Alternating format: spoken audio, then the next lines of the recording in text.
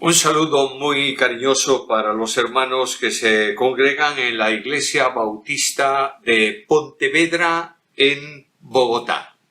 Algunos a lo mejor no sabéis que Pontevedra es la provincia de Galicia donde está la ciudad de Vigo. Por tanto, me podré olvidar del nombre de cualquier iglesia, pero no del vuestro. Aparte que guardo un recuerdo muy grato de cuando estuve con vosotros en una ocasión, y ahí en la iglesia tengo amigos muy buenos a los que aprecio de verdad, personas comprometidas en la obra, y para mí es una alegría estar con vosotros para juntos abrir la Escritura y reflexionar en la palabra de Dios. Vamos a hacer una lectura en Apocalipsis capítulo 2. Leemos los versículos 8 al 11.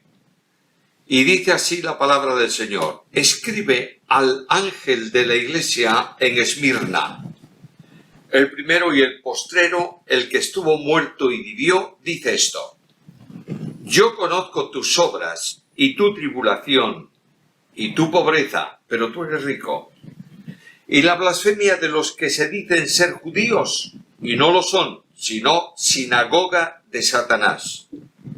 No temas en nada lo que vas a padecer. He aquí el diablo echará a alguno de vosotros en la cárcel para que seáis probados y tendréis tribulación por 10 días. Sé fiel hasta la muerte, y yo te daré la corona de la vida. El que tiene oído, oiga lo que el Espíritu dice a las iglesias. El que venciere no sufrirá daño de la muerte segunda. Las cartas del Señor a las iglesias de Asia Menor, estas 7 cartas, aparentemente tienen un contenido para las iglesias históricas. Y ha habido varias interpretaciones que se dan a este grupo de cartas, este grupo de escritos. Por un lado están aquellos que piensan que simplemente son cartas dirigidas a Éfeso, a Esmirna, a Tiatira, a Pérgamo, a Sardis, a Odisea, etcétera, etcétera, etcétera. Y que realmente son cartas que abordan, escritos que abordan, que llaman la atención a problemas concretos de iglesias concretas. Por tanto, para mí esto simplemente es recordar lo que algunas iglesias habían pasado e indudablemente aprender alguna lección a la luz de las situaciones de ellas. Otros hablan de una interpretación histórica, de manera que la iglesia de Éfeso sería la iglesia apostólica, la iglesia de Esmirna, la iglesia de la persecución, y así sucesivamente hasta llegar a la iglesia del tiempo presente, pasando por la iglesia de la Reforma. El gran problema es que la iglesia presente sería la iglesia de la Odisea. ¿Y cómo sé yo que estoy en ese periodo? O la iglesia de la Odisea es anterior al tiempo histórico de hoy. En fin, hay una problemática muy seria para poder hablar de iglesia temporal. Prefiero tomar estas iglesias como lo que la palabra de Dios es: mensaje de Dios para cada momento de la historia de la humanidad. Hay algunas cosas que yo no voy a entender históricamente hablando, porque iglesias como la de Esmirna apenas hay datos históricos de ella. Pero no me importa esto. Me importa ver que Dios está hablando a su iglesia permanentemente, que Dios está orientándose y dirigiéndose a los suyos a lo largo del tiempo. Y la estructura de cada una de estas cartas es exactamente igual. Por tanto, lo primero que aparece es la iglesia. En segundo lugar, el Señor o la manifestación del Señor, tal como se presenta a la iglesia. Y finalmente el mensaje, que trae necesariamente una consecuencia para cada uno de nosotros hoy. Dios habla a la iglesia en Esmirna, escribe a la iglesia en Esmirna, pero está escribiendo a la iglesia de hoy, en el tiempo de hoy, en el momento presente. Por tanto, notemos primeramente la iglesia a la que escribe al ángel de la iglesia en Esmirna. Esmirna es una de las 3 grandes ciudades de Asia Menor. Era digamos así, eran competencia esas ciudades entre sí. Las tres ciudades querían ser la ciudad más importante, de manera que Éfeso y Pérgamo rivalizaban con Esmirna, o, si lo prefieres mejor, Esmirna rivalizaba con Éfeso y con Pérgamo. La ciudad está situada en el Asia Menor, sabéis dónde está, esa parte del continente asiático que se proyecta hacia el mar, y en ese lugar llamada Asia Menor está Esmirna, situada a unos 68-70 kilómetros aproximadamente de Éfeso. Nadie sabe cómo se fundó esta iglesia, pero puesto que el Señor escribe a ella, no hay duda ninguna que es una iglesia establecida allí. Algunos entienden que la iglesia en Esmirna, o la iglesia que se congregaba, que se estableció en Esmirna, es el resultado de la evangelización desde Éfeso. Notad que el apóstol Pablo, dando ejemplo para el día de hoy, no habría una iglesia en cada barrio. El apóstol Pablo iba a las grandes ciudades para establecer la obra. Cuando el apóstol Pablo va a Creta, no habla a cualquiera, habla al gobernador. Y el apóstol planta una iglesia en Éfeso, que es una iglesia nuclear muy importante de las de este entorno, planta una iglesia ahí. Y una vez consolidada la iglesia, establecida la iglesia, esa iglesia se proyecta a las ciudades, a las poblaciones, a los pueblos de alrededor. Pero cuando el apóstol Pablo enseña acerca de iglesia local, no enseña sobre la iglesia que se reúne, en este caso, por ejemplo, hablando de otras iglesias como vía de ejemplo para esto que quiero deciros, no escribe una carta a la iglesia que se reúne en la casa de Filemón. Aunque en la casa de Filemón se reunía una parte de la iglesia. Escribe una carta a la iglesia en Colosas. No escribe una carta a la iglesia que se reúne en casa de Priscila y Aquila, o Aquila y Priscila. Escribe una carta a la iglesia en Corinto. Y cuando tú lees la epístola de Pablo a Tito, notarás que él dice que lo ha dejado en Creta para que establezca, para que corrija, para que arregle los problemas que la iglesia tenía y establezca ancianos por las ciudades. De manera que el concepto paulino de iglesia local es la iglesia en la ciudad. No importa que la iglesia creciese de manera que tuviese que reunirse en distintos lugares, en distintas casas, que serían lo que en el día de hoy llamamos iglesia local. Pero lo importante que tenemos que aprender en este sentido es que el Señor escribe a la iglesia suya establecida en Esmirna. Por tanto, está hablando a una iglesia que Él edifica según su promesa y que está en ese lugar. Por la historia sabemos, por la poca referencia histórica, sabemos que esta fue una congregación fiel, a pesar de los muchos conflictos que tuvo que soportar. Fue pastoreada por largo tiempo por Policarpo, y Policarpo fue discípulo directo del apóstol Juan, lo que técnicamente se llama padres apostólicos. Hago un paréntesis aquí, porque claro, alguno me dirá, pero la Biblia dice que no llamemos padre a nadie. ¿Cómo es eso de padre? Bueno, el padre apostólico es un líder de la iglesia, un maestro de maestros en la iglesia, que tuvo vinculación con los apóstoles. Por tanto, Policarpo es un padre apostólico en el sentido de que fue formado, estuvo al lado del apóstol Juan. Luego, después de que mueren todos estos padres apostólicos, vienen los padres de la iglesia, que son maestros de primer nivel que colaboran para establecer la doctrina que nosotros creemos a lo largo del tiempo. No conocieron a los apóstoles, estuvieron formados por gente como Policarpo, por Tito, por personas así, y luego prosiguieron adelante con la enseñanza de la Biblia conforme a lo que ellos habían recibido. Durante largo tiempo pastoreada por Policarpo, era una iglesia que conocía la Biblia. Y especialmente una de las características fundamentales de la teología de Juan era la cristología. No hay ningún apóstol en la Biblia que haya escrito una cristología tan profunda como el apóstol Juan. Quiere decir que el apóstol Juan reflexionó mucho acerca de la persona y de la obra de Jesucristo. Cuando Juan abre su Evangelio, capítulo 1, comienza hablándonos de la deidad del Verbo eterno de Dios. Y dice: en el principio era el Verbo era con Dios y el Verbo era Dios. Pero al llegar al versículo 14, el equilibrio teológico de Juan exige considerar no solo la deidad de Cristo, sino también su humanidad.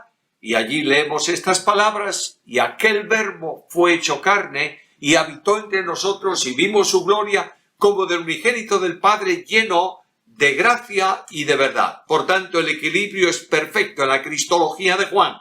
Así que Juan imbuyó, digamos así, de su corazón amante de cristología a los que él preparó. Y Policarpo, según conocemos, lo poco que conocemos de él, era una persona que tenía un celo muy especial por la persona y la obra de Jesucristo. Ya tenemos la iglesia en Esmirna. Ahora, después de la presentación de la iglesia, se menciona al Señor. Y como sabéis, y lo veréis luego en otras cartas, como sabéis, el Señor se presenta de una forma especial, diferente, distinta a cada una de las iglesias y tiene una razón de ser. Voy al versículo 8, la segunda parte del versículo. Escribe: el primero y el postrero, el que estuvo muerto y vivió, y dice esto. Solamente dos cosas hay en referencia a la presentación del Señor. En primer lugar, la eternidad del que escribe. Notáis que dice: yo soy el primero y el postrero. Esta es una forma muy expresiva, muy propia, muy típica del pensamiento judío. Los judíos hablaban así, de esta manera: el principio y el final, para referirse al espacio temporal de toda la historia. Y aquí nos dice que el que escribe estaba en el principio y el que escribe estará en el final. Voy a la Biblia y no hay duda ninguna que la referencia teológica a esta gran verdad es precisamente Jesucristo. En el principio era el Verbo. Y cuando se habla de que el Verbo era en el principio, no significa que el Verbo comenzó a existir en el principio, sino que cuando todo comenzó, el Verbo era. Y el apóstol Juan dice que todo fue creado por él y para él, o en él. Así que en el principio significa un tiempo que no discurre, porque el mismo que está en el principio está en el final. Nos habla esto de la eternidad del Verbo. Si algo hay eterno, solo puede ser Dios. Nadie más que Dios tiene vida eterna. ¿Alguien me puede decir en estos momentos: oye, que yo tengo vida eterna? Sí, naturalmente, yo también. ¿Cuándo recibiste la vida eterna? Cuando creí en Cristo. ¿Y por qué es vida eterna? Si comenzó para ti cuando creíste y no termina más, no sería eterna. Sería atemporal, sería perpetua, lo que tú quieras llamar así. Pero es vida eterna porque tú participas de la naturaleza divina. Es decir, el apóstol Pedro dice que por las promesas recibidas hemos venido a ser hechos participantes de la divina naturaleza. Dios tiene dos elementos esenciales en su vida: la naturaleza y la esencia. La esencia de Dios se manifiesta por atributos incomunicables. Solo Él es omnipotente, solo Él es omnisciente, y la naturaleza se manifiesta por atributos que son comunicables. De manera que Dios es amor, amor infinito. Pero el amor de Dios se ha derramado en el corazón de cada creyente por el Espíritu Santo que nos fue dado. Como quiera que el amor de Dios, tanto la esencia como la naturaleza, son eternas porque pertenecen a la vida de Dios, yo tengo vida eterna y la recibo cuando estoy viviendo a Cristo y Cristo vive en mí. De modo que aquel que tiene vida eterna por condición, porque es Dios, viene a formar parte de mi experiencia de vida. Y yo tengo vida eterna porque estoy en Cristo. Ahora, aquí lo que me dice es que Cristo es eterno, el primero y el postrero. De otra manera, en Hebreos capítulo 13, Y versículo 8 lo leo de esta manera: el que es el mismo ayer, hoy y por los siglos. En la vida de Cristo hay un incidente muy curioso en relación con la eternidad, porque hablar de eternidad solamente se puede hablar de Dios. Eternidad es solamente potestativa y privativa de Dios. Por tanto, un día él estaba hablando con los judíos, discutiendo con los judíos, siempre discutían los judíos con él. No es que él buscase la discusión de los judíos, eran los judíos que discutían con él. Y le hablan de ciertas expresiones suyas, y de pronto dice Jesús que Abraham vio su día y se gozó, y los judíos le dicen: ¿cómo es posible que tú digas que Abraham vio tu vida? Si aún no tienes 40 años, ¿viste a Abraham? Y de pronto Jesús les dice: antes que Abraham fuese, yo soy. Y naturalmente los judíos tomaron piedras para tirárselas. Notad esa expresión de Jesús que habla también de eternidad. Abraham tuvo un comienzo histórico y Abraham tuvo un final histórico. Es decir, Abraham nació y Abraham murió. Cuando Abraham nació, Jesús dice: yo era. Y cuando Abraham murió, yo era. En ese sentido, Cristo no tiene tiempo como tiene Abraham. Por tanto, los judíos, cuando él dice yo soy, utilizando además un tiempo perfecto, un tiempo presente en el verbo, que se usa en el Antiguo Testamento para referirse a Dios, cuando Dios dice a Moisés: le dirás a los de tu pueblo, yo soy el que soy. Por tanto, Cristo utiliza esa expresión. Antes que Abraham fuese, yo soy. Él tendría que haber dicho yo era, pero afirma yo soy. De otra manera, el tiempo para mí no pasa. Por tanto, yo soy eterno. Eternidad. El que escribe es el eterno. Si el que escribe es el eterno, quien está escribiendo es Dios. Y lo más sorprendente para mí de las cartas de Apocalipsis es que el autor directo es Dios mismo. Dios habla a Juan y le dice: tienes que decir esto. No es la revelación tipo profético, es Dios que conoce, que detecta, que sabe, que descubre, que manifiesta, que revela. Por tanto, yo tengo que tener mucho cuidado, porque quien escribe en esta carta es Dios. Y si Dios es eterno, el escrito suyo y la palabra suya es para cuando Juan la escribió y para cuando yo la leo en el día de hoy. En segundo lugar, me habla de identidad humana. Notad lo que dice, primeramente el primero y el postrero. En segundo lugar, el que estuvo muerto y vivió. Está hablando de una obra que solo es posible en el plano de la humanidad. ¿Dios muere? No, Dios no puede morir como Dios. Pero no puedo dejar de decir que quien muere en la cruz es Dios. En su naturaleza humana. El eterno Hijo de Dios, el Verbo de Dios, el Creador del cielo y de la tierra, vino en la historia de la humanidad en el llamado plan de redención y se hizo hombre.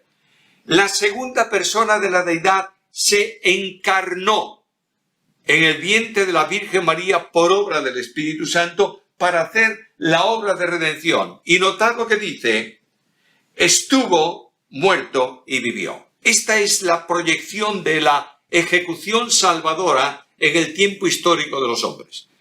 El plan de redención lo estableció Dios no cuando el hombre pecó, ni porque el hombre iba a pecar. Dios estableció el plan de salvación porque es soberano. Y la Biblia me dice que lo estableció antes del principio de los tiempos, antes de la creación.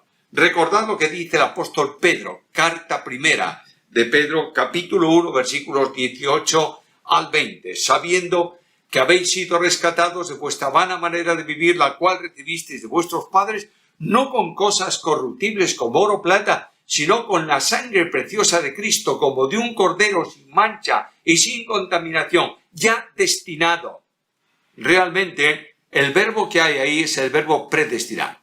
Ya predestinado desde antes de la fundación del mundo. Luego, la primera manifestación en la que Dios se exterioriza y se hace realidad externa cuando Él sale de su intimidad trinitaria. La primera operación que hace es determinar la salvación del pecador.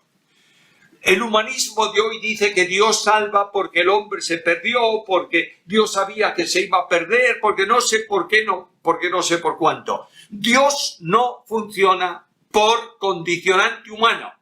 Dios determinó salvar. Pregúntale por qué y Él te responderá en la eternidad. No tengo una respuesta bíblica, pero lo que sí sé es que cuando Dios salió de sí mismo, lo primero que determinó fue salvar. Lo voy a decir con una frase que utilizo muy a menudo, a lo mejor vosotros lo oísteis en alguna ocasión. Antes de que Dios dijese sea la luz, Dios dijo sea la cruz. Ahora note el versículo. El que estuvo muerto. La traducción es buena, no hay duda ninguna. Cuando a veces oigo decir este versículo está mal traducido, la primera pregunta que tengo que hacerle al que lo dice es: ¿tú sabes más griego que Casiodoro de Reina, Cipriano de Valera? ¿No? No. Bueno, entonces no lo digas. Lo que ocurre es que el tiempo verbal ahí es un tiempo que más bien habla de un hecho pasado. Y aquí el versículo se entendería, tal como está en el texto griego, de esta manera: el que fue muerto y vivió. Luego no es que le quitaran la vida, es que los hombres mataron al autor de la vida. No porque el autor de la vida no pudiera defender su vida, ni muchísimo menos. ¿Quién puede tocar la vida de Dios? Pero indudablemente el Hijo de Dios fue entregado a la muerte por determinado consejo y anticipado conocimiento de Dios. Hechos capítulo 2, versículo 23. ¿Prefieres un texto del Antiguo Testamento? Isaías dice, con todo 53, con todo Jehová quiso quebrantarlo, sujetándolo a padecimiento. Es el insondable amor de Dios, que envía a su eterno Hijo al mundo, que se hace hombre, y sobre Él carga el castigo de nuestra paz. Y Él es el responsable delante de Dios, responsable solidario de nuestro pecado, y extingue la responsabilidad penal del pecado de todo aquel que crea. Quiero hacer una advertencia seria debido a las circunstancias teológicas que rodean muchas veces el pueblo de Dios. Dios no escogió a algunos solo para salvación y condenó al resto. Dios otorga la salvación ampliamente al que crea. Alguien me va a preguntar, ¿pero tú dudas que Dios ha escogido a algunos para salvación? No, en absoluto. El apóstol Pablo dice que él fue salvo, que fue escogido por Dios desde antes del vientre de su madre. Bueno, ¿cómo no voy a creer que Dios ha escogido a Pablo para salvación y fue salvo porque Dios lo escogió? Pero Pablo dice que no lo obligó a salvación, sino que dice, pero yo no fui rebelde a la visión celestial. La idea de que Dios determinó desde la eternidad que millones de personas vayan al infierno no concuerda con lo que Dios mismo es, amor y gracia. Y no puede nadie explicar con esas dos cosas, como Él puede decir por medio del profeta, yo no quiero la muerte del que se pierde, sino que todos vengan al arrepentimiento y vivan.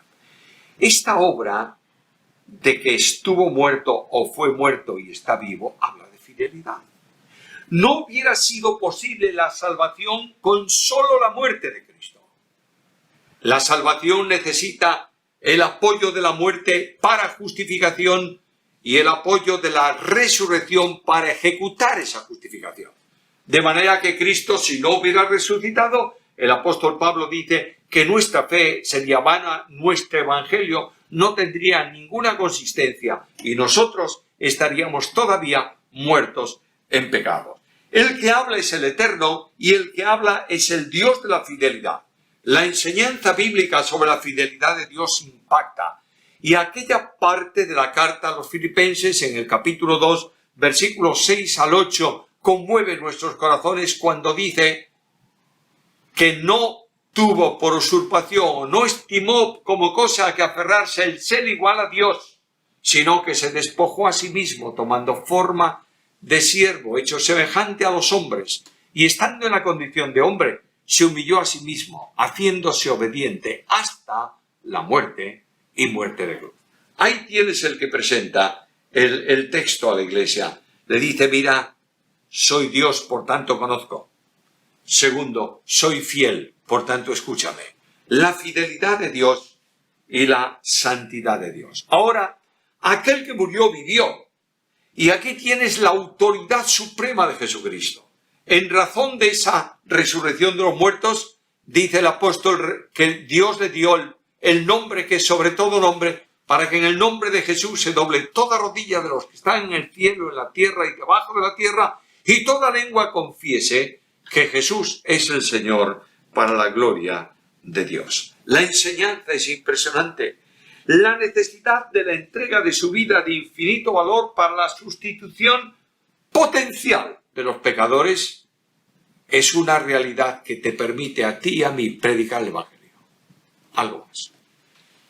En razón de esa fidelidad y de esa obra, tú y yo podemos decir, justificados pues por la fe tenemos paz para con Dios por medio de nuestro Señor Jesucristo. Y podemos avanzar al capítulo 8 de la carta a los Romanos y en el versículo 1 y decir esas palabras con seguridad, con firmeza. No hay condenación para los que están en Cristo Jesús. Ahora, Jesucristo es el Señor. Y no solamente es el Señor por condición y por naturaleza, sino también por posesión. Él nos ha comprado. Cristo ha comprado a su iglesia al precio de su sangre. Y el apóstol Pablo nos recuerda y nos dice, ¿no sabéis que no sois vuestros? Habéis sido comprados por precio. Por tanto, hermanos queridos, esta carta que comienza diciéndonos, yo soy el primero y el postrero, el que estuvo muerto y vivió, dice, escúchame, porque además de todo, eres mío, porque yo te redimí. ¿Cuál es el mensaje del Señor? En primer lugar, el Señor que habla conoce la iglesia. Versículo 9. Conozco tus obras y tu tribulación y tu pobreza. Nota tres cosas que revela aquí. Primeramente, tus obras. Y lo que él descubre es la obra de una iglesia fiel. Si son obras gratas delante de Dios, son obras hechas en el poder del Espíritu. No hay ninguna obra que el creyente haga o pueda hacer, no hay ninguna obra en que la iglesia esté involucrada, que si no procede del Espíritu, procede de la carne, procede del hombre. Y no hay ninguna obra humana que Dios bendiga, que Dios establezca, que Dios reconozca. No podemos olvidar que cuando habla de la salvación, que es la santificación en el tiempo actual, el apóstol dice, ocupaos de vuestra salvación con temor y temblor. Y claro está, este versículo se ha predicado tanto que yo no necesito ni mencionarlo. Pero el versículo siempre se predica hasta ahí, pero continúa. Porque Dios es el que en vosotros produce así el querer como el hacer por su buena voluntad. Escúchame bien, por favor. No son los planes de la iglesia, son los planes de Dios para la iglesia. No son los recursos de la iglesia que le lleva a hacer obras.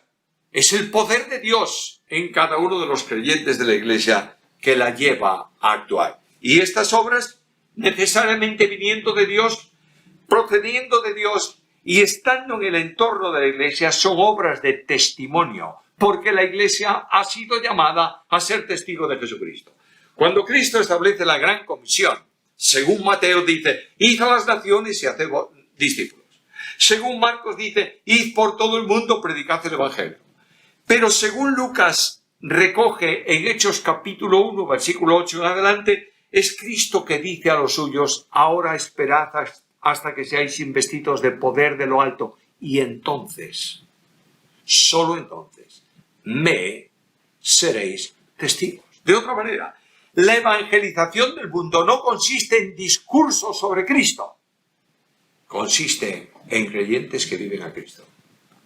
Y aquí esta iglesia es una iglesia comprometida con el testimonio. En segundo lugar, lo que conoce el Señor es su tribulación. Y parece una contradicción. ¿Cómo es posible?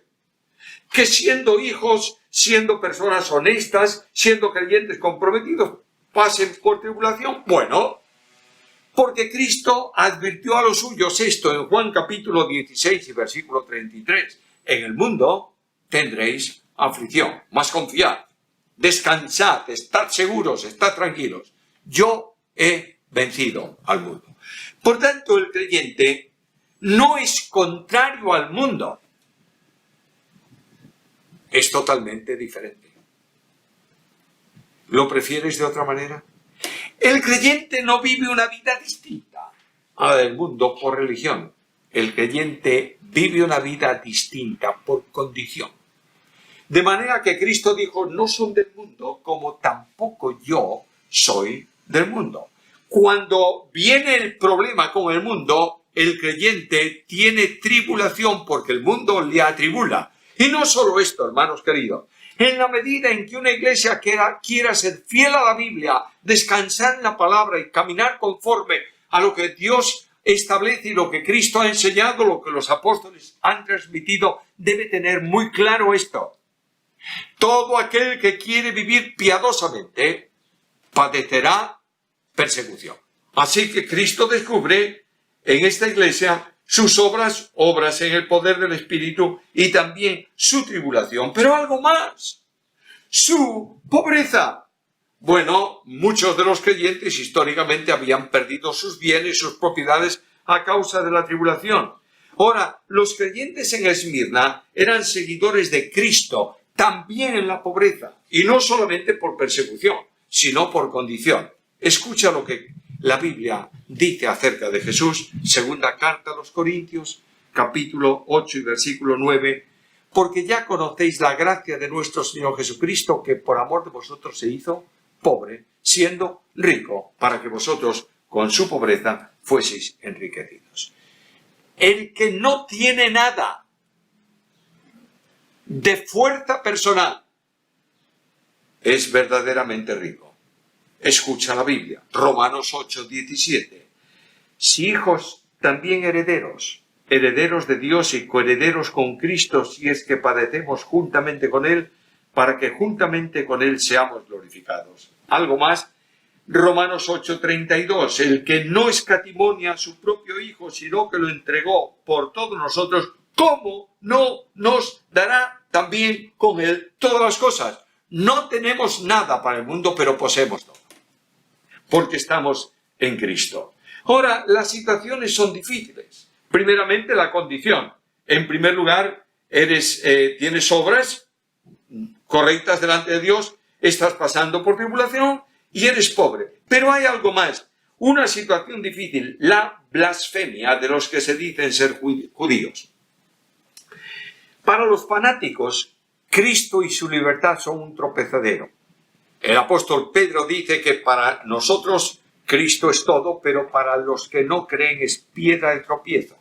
Los judíos, en el sentido de los líderes judíos, los que vivían en esta posición, para los judíos, Jesucristo, el Señor, era piedra de tropiezo. Y hablaban mal de los cristianos.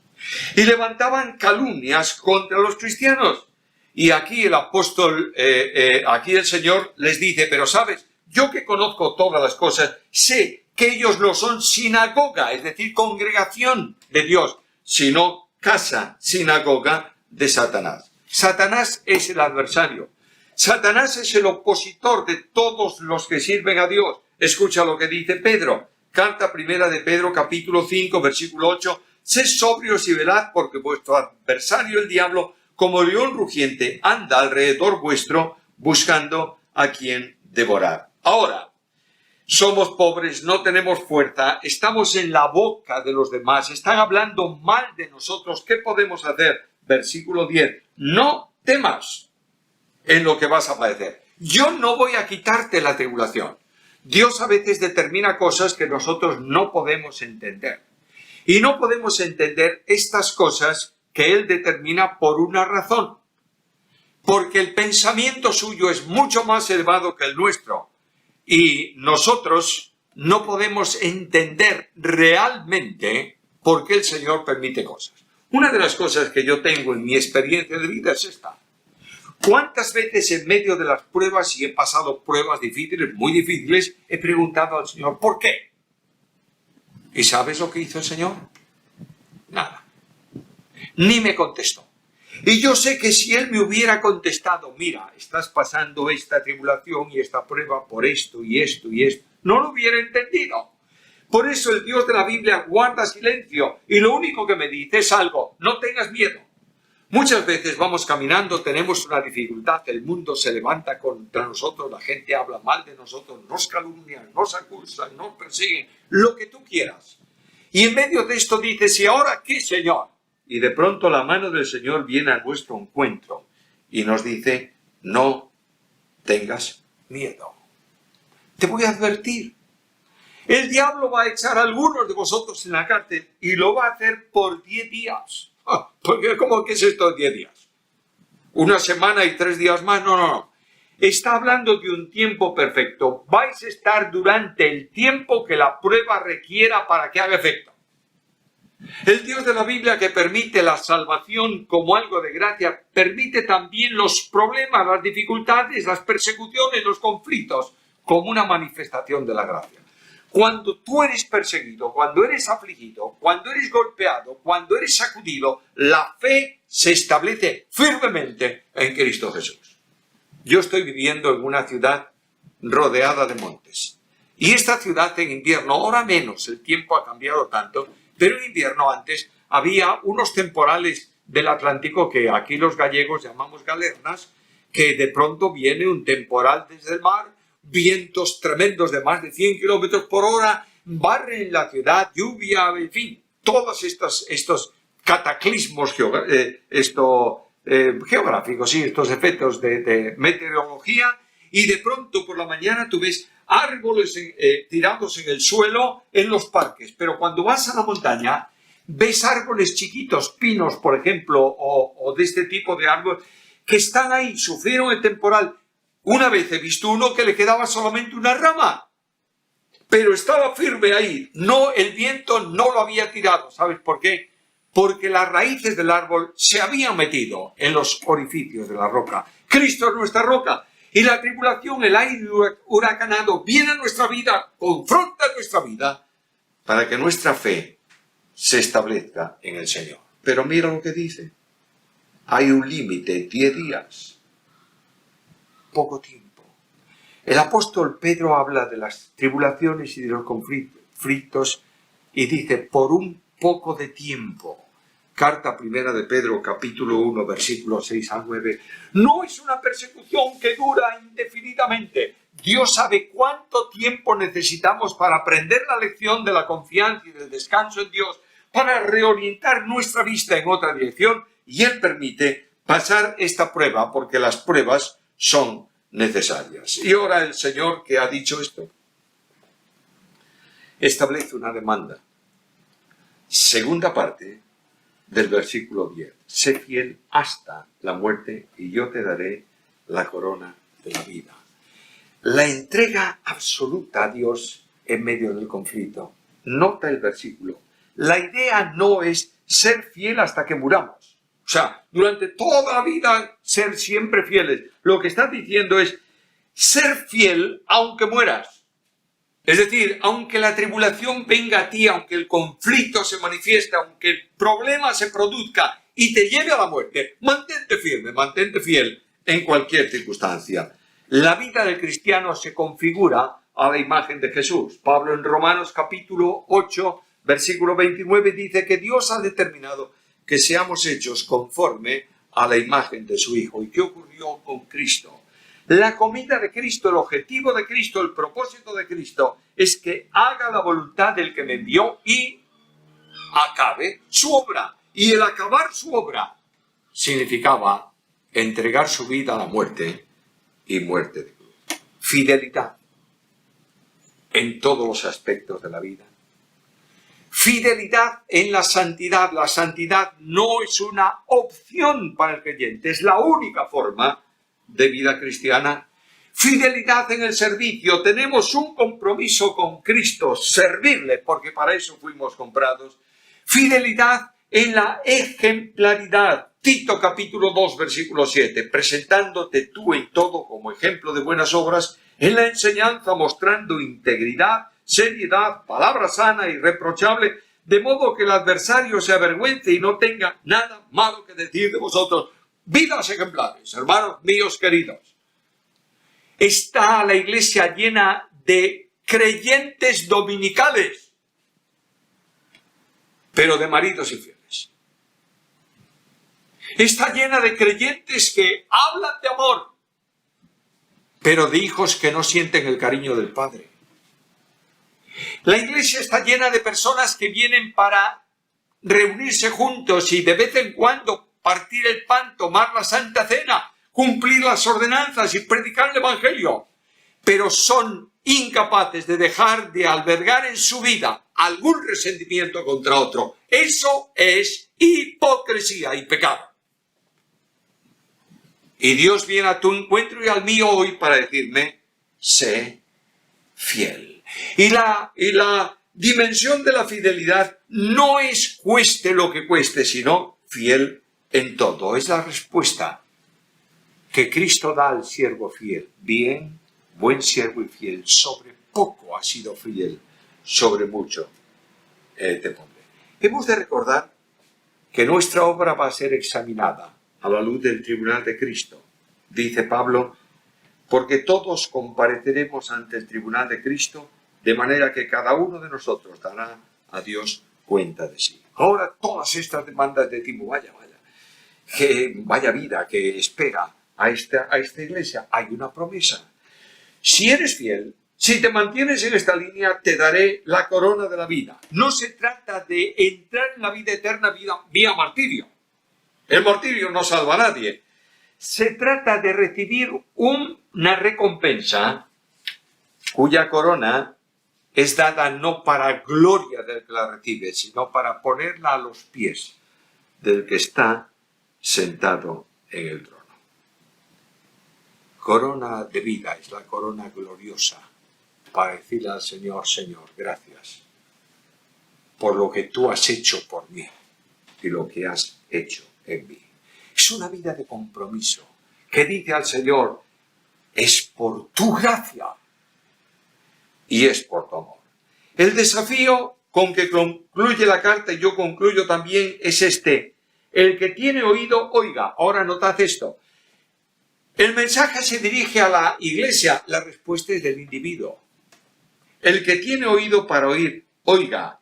Y dice, porque el que venciere no sufrirá daño de la muerte segunda. Es decir, la muerte segunda, que es la muerte definitiva, eterna, es en la esfera de separación de Dios a causa del pecado no resuelto antes de morir la persona.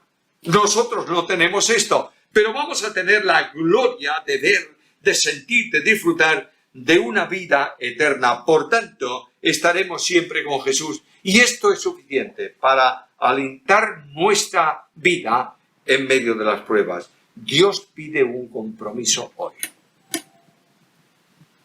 ¿Estás dispuesto a pagar el precio? Aquí en Galicia, donde yo vivo, fue una zona donde primeramente estuvieron los celtas, pueblos bastante violentos, y luego después vinieron los romanos, y los romanos tuvieron muchos problemas con los celtas. Y para poder meter en cintura a los pueblos que había por aquí, por Portugal, los romanos establecieron una ciudad, literalmente una ciudad amurallada en el norte de Galicia, se llama Lugo, y ahí estaba la legión y estaba el gobernador de la legión, y colocaron fuerzas de esa legión en distintos lugares. Uno de ellos está en la provincia de Pontevedra, en un pueblo que se llama Iria Flavia, en el borde del límite con la provincia de La Coruña, aquí en la autonomía de Galicia. Ahí había una legión, un destacamento de la legión. Al mando de esa legión un hombre, y en esa legión un oficial de la legión. Y el gobernador de la legión que estaba en Lugo vino un día a ese punto, que todavía conserva el nombre romano, y llamó a este legionario y le dijo, ¿tú eres cristiano? Y el hombre le dijo al gobernador, sí, soy cristiano. Y el gobernador le dijo, tú eres un hombre con una carrera brillante en la legión, eres un oficial destacado, la gente te aprecia, los jefes te respetan por lo que tú eres valeroso, tienes toda una carrera por delante. Pero mira lo que dice el emperador, que cualquier cristiano tiene que ser ejecutado o enviado a Roma, y yo vengo a pedirte, por favor. No te pido que renuncies a Cristo, te pido que hagas un sacrificio al emperador. Y este hombre le dijo, no puedo, no lo voy a hacer. Y el gobernador trató de convencerlo por todas las vías que pudo y finalmente no era capaz de convencerlo y le hizo una pregunta. ¿Has valorado lo que cuesta seguir a Cristo? Y él le respondió, no. He valorado lo que cuesta no seguirlo. Fue enviado a Roma y fue ejecutado en Roma. Dios demanda de ti una respuesta hoy. ¿Qué vas a decir a aquel que siendo Dios te amó hasta morir por ti? Que Dios permita que esta sencillísima reflexión sirva de estímulo y de aliento para cada uno de nosotros en este momento. A Dios sea